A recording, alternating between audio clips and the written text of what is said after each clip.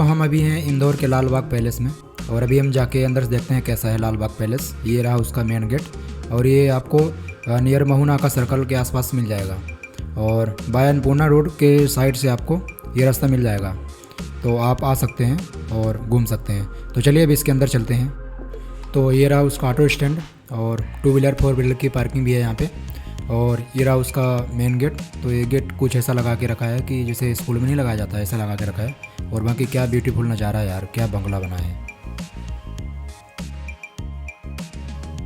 और दोस्तों इंदौर का लाल बाग पैलेस इतिहास और वास्तुकला का एक बेजोड़ नमूना है और इसकी शुरुआत महाराज शिवाजी राव होलकर ने 1886 में शुरू करवाया था और ये 3 चरणों में बना था। और 1921 में महाराजा तुकोजी राव होलकर तृतीय के शासनकाल में ये पूरी तरह से तैयार हुआ और इसका उद्देश्य यही था कि होलकर राजवंश के शाही निवास के रूप में इस्तेमाल किया जाता था और 1978 तक यहाँ होलकर परिवार के सदस्य भी रहते थे। और यहाँ पे कुछ चार्ट बोर्ड लगा हुआ है और ये देख सकते हैं कि जो अन्य जो दर्शनीय स्थल हैं यहाँ से पास में वो कितनी दूर पड़ेंगे उसकी डिस्टेंस दी गई है, जैसे अन्नपूर्णा मंदिर और छतरी बाग और बड़ा गणपति मंदिर और इस तरह की तमाम चीज़ें आपको इस चार्ट में मिल जाएंगी। तो आप यहाँ से इसको घूमने के बाद आप वहाँ पे जा सकते हो। और कुछ फिल्मांकन के लिए जैसे शूटिंग या ड्रोन वीडियोग्राफी के लिए, तो अगर आप यहाँ पे शूट करते हैं तो इसकी प्राइस लिस्ट दी गई है जो कि आप देख सकते हैं। और अब हमने टिकट ले लिया इसका, जो कि 20 रुपये प्रति व्यक्ति का टिकट है और हमारे पास 200 का नोट था तो उनके पास खुला नहीं था तो हमने ऑनलाइन किया वहाँ पे। और चलिए अब अंदर चलते हैं।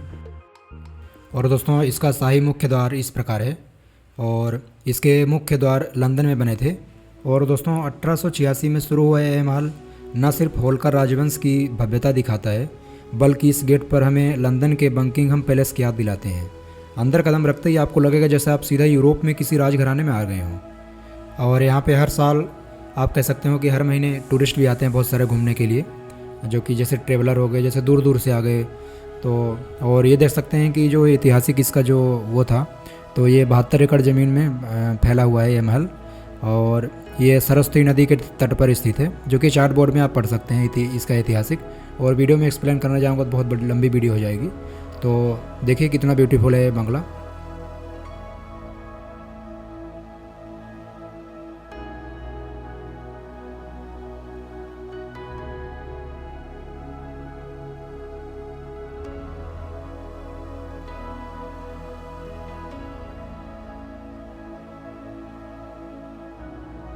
हालांकि अंदर जाना अलाउ नहीं है, अंदर से चैनल लगा के रखे हैं और आप गेट पे खड़े होकर आप देख सकते हैं कि कैसा है नज़ारा अंदर का। और अंदर जाना सख्त मना है दोस्तों।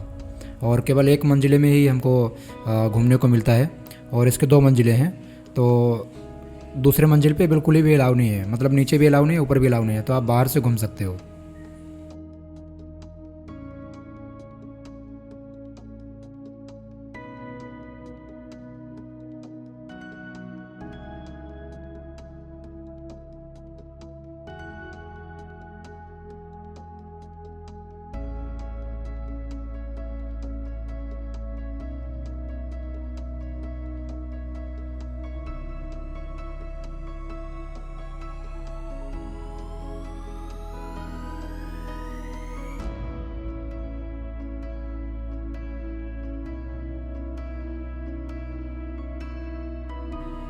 और यहाँ पे आप देख सकते हो कि पहले जो पेंटिंग थी वो बहुत बेकार थी, तो उसको ऑयल पेंटिंग के द्वारा ऐसा किया गया है। तो बिफोर यानी पहले, अवतार अब ऐसी है।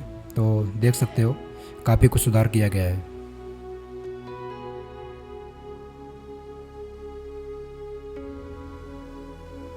और दोस्तों यहाँ की येलो लाइट और येलो दीवारें बहुत कुछ हमें याद दिलाती हैं और बहुत ही मतलब अंदर से ऐसा लग रहा है कि मतलब किस महल में आ गए हम अपन। और हालांकि ठोकने पर लकड़ी की आवाज़ आ रही है, तो ऊपर से लकड़ी की प्लाई मेरे हिसाब से इसमें की गई है। और काफ़ी सारी पब्लिक आई हुई है दोस्तों और सब कुछ अपना जो है फ़ोटो खिंचा रहे हैं और सब देख रहे हैं अंदर का नज़ारा कैसा है। तो चलो फिर आगे चल के और देखते हैं क्या क्या हमको देखने को मिलता है। और ये जो आप प्रतिमा देख रहे हैं ये महाराजा तुकोजी राव की प्रतिमा है। तुकोजी राव होलकर की तृतीय प्रतिमा है। और जो ये लाल बाग पैलेस का उद्घाटन है ये मुख्यमंत्री श्री अर्जुन सिंह द्वारा उद्घाटित किया गया था 14 नवंबर 1988 में।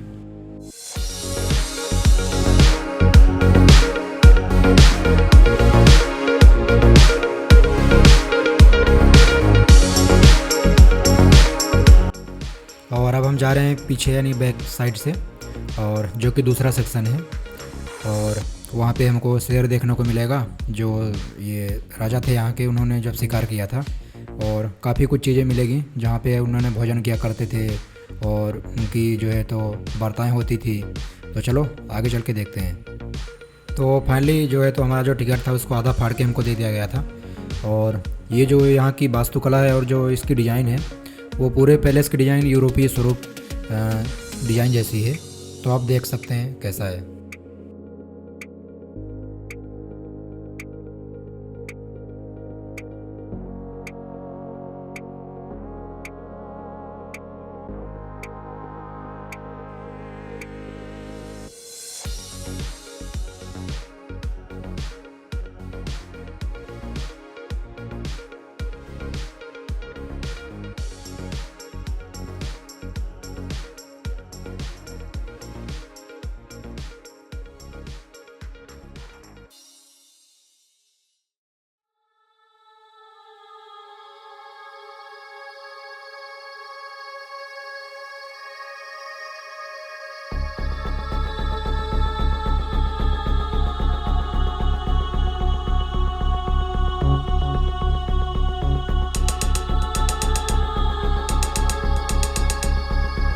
और यहाँ पे देख सकते हो कुछ पेंटिंग का कार्य जो है तो कार्य चल रहा है, कुछ साफ़ सफाई कार्य चल रहा है यहाँ पे, और काफ़ी कुछ अच्छा है यहाँ पे।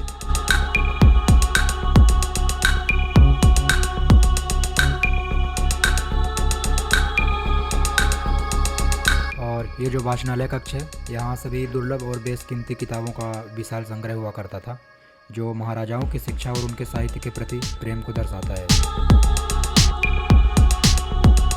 और इस कमरे की सजावट, जो दीवारों पर हाथ से की गई नक्काशी और लकड़ी का काम यानी वुड वर्क, इसे बहुत ही शाही लुक देता है।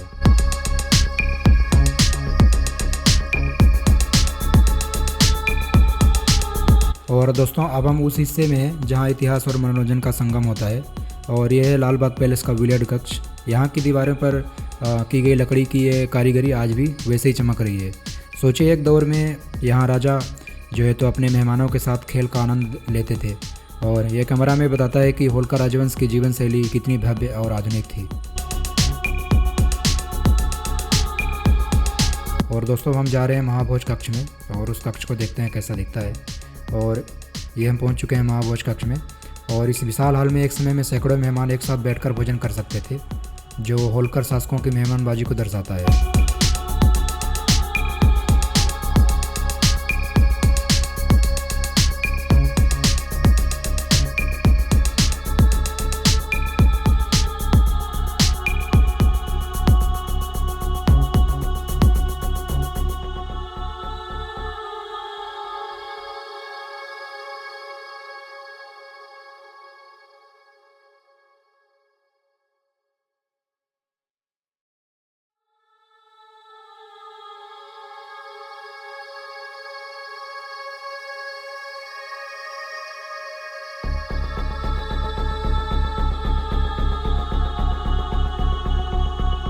और ये जो आप देख रहे हैं ये कोई साधारण बोर्ड नहीं है, ये विंटेज इलेक्ट्रिक स्विच बोर्ड है, और ये उस समय का आधुनिक इलेक्ट्रिक कंट्रोल पैनल है। और ये पीतल यानी ब्रास और चीनी मिट्टी से बना पुराने दौर के टॉगल स्विच हैं।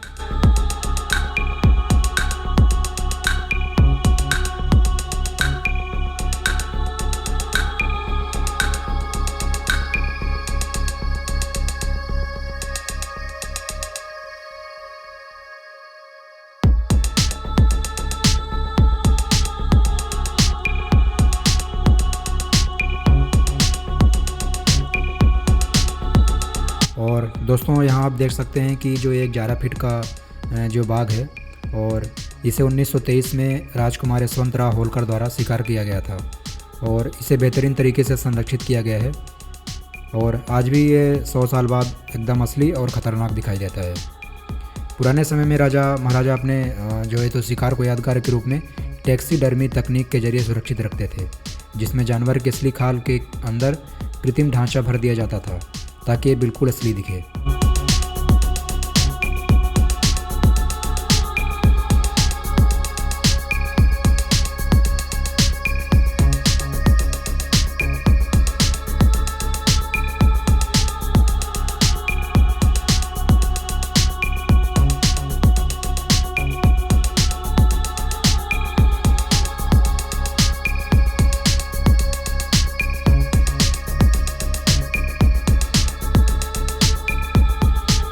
दोस्तों ये देखिए, ये जो आपको लग रहा होगा कि ये असली आग है, लेकिन ये असल में उस ज़माने की इलेक्ट्रिक हीटर है। और ये इस बात का सबूत है कि लाल बाग पैलेस अपने समय से कितना आगे था और यहाँ की सुख सुविधाओं का कितना बारीकी से ध्यान रखा गया था।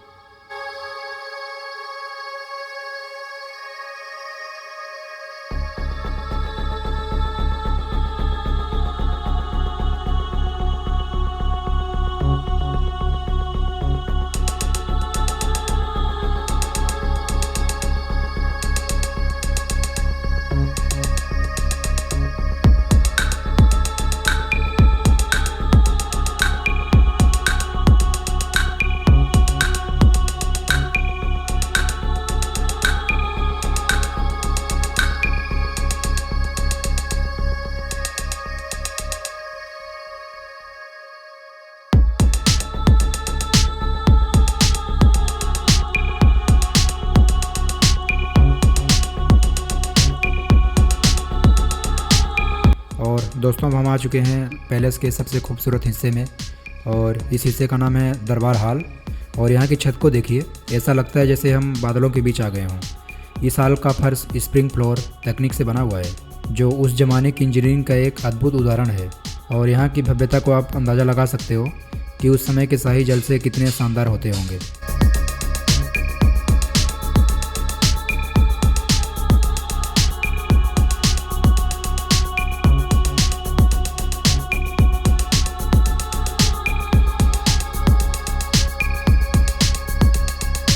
और ये उस ज़माने की आप कह सकते हो कि आलीशान जो बाथरूम है वो इस प्रकार से बनाया गया है।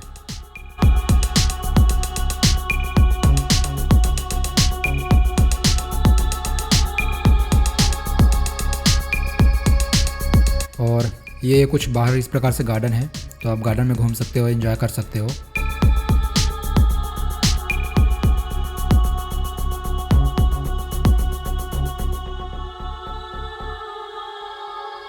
पीछे छूटता है लाल बाग पैलेस सिर्फ पत्थरों का ढांचा नहीं, बल्कि यूरोपीय पुनर्जागरण शैली और भारतीय राजसी वैभव का एक बेजोड़ मेल है।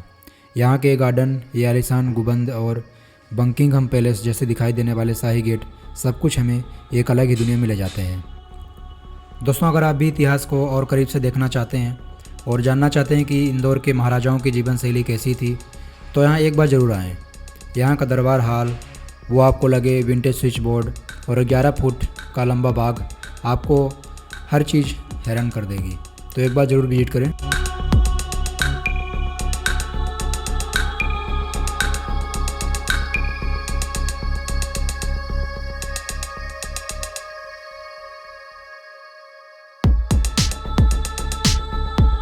और अब दोस्तों, लाल बाग पैलेस की शाही सैर के बाद अब मैं आ चुका हूँ इंदौर के प्रसिद्ध अन्नपूर्णा मंदिर में।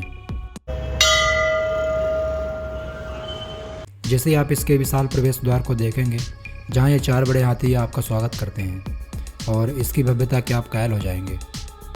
यहाँ की शांति और भक्ति माहौल आपके मन को सुकून से भर देगा। कहते हैं कि जो सच्चे मन से मां अन्नपूर्णा के दर्शन करता है, उसके घर में कभी अन्न भंडार की कमी नहीं होती है।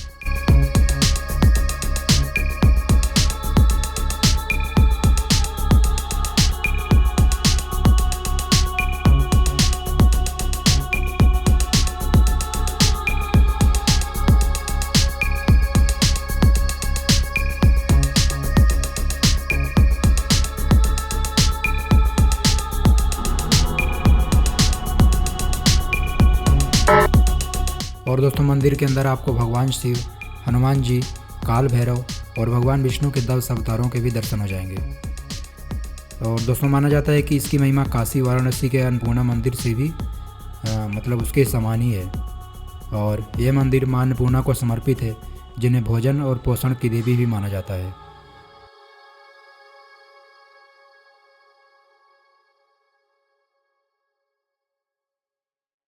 और दोस्तों, मां अन्नपूर्णा देवी के दर्शन करने के बाद अब हम आ चुके हैं रणजीत हनुमान मंदिर में।